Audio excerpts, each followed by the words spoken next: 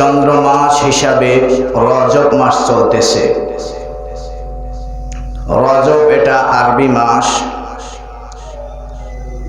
আরবি মাস কখন যায় আর আসে আমরা অধিকাংশ সময় বলতে পারি না, ঠিক কিনা?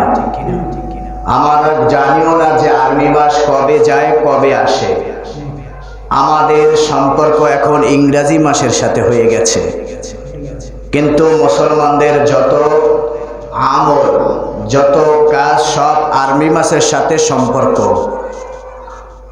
রাসূলুল্লাহ সাল্লাল্লাহু আলাইহি ওয়াসাল্লাম যখন রজব মাস আসতেন তখন রাসূলুল্লাহ সাল্লাল্লাহু আলাইহি ওয়াসাল্লাম একটা দোয়া করতেন, যেই দোয়াটা আমরা অধিকাংশই পারি না।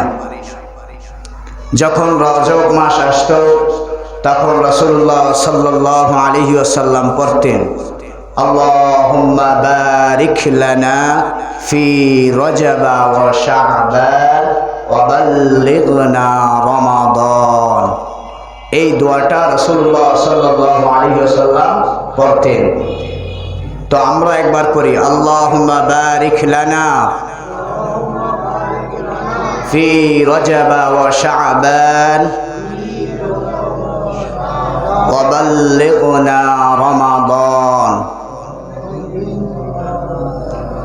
যার অর্থ হইল মুহাম্মদুর রাসূলুল্লাহ সাল্লাল্লাহু আলাইহি ওয়াসাল্লাম দোয়া করতেন, আল্লাহ আপনি আমার জন্য রজব এবং শাবানকে বরকতময় করে দিন এবং আমাকে রমজান পর্যন্ত পৌঁছায় দিন।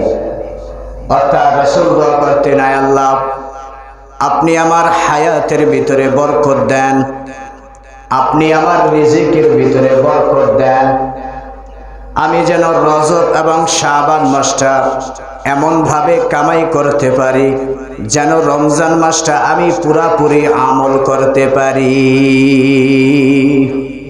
এই দোয়া রাসূলুল্লাহ সাল্লাল্লাহু আলাইহি ওয়াসাল্লাম করতেন।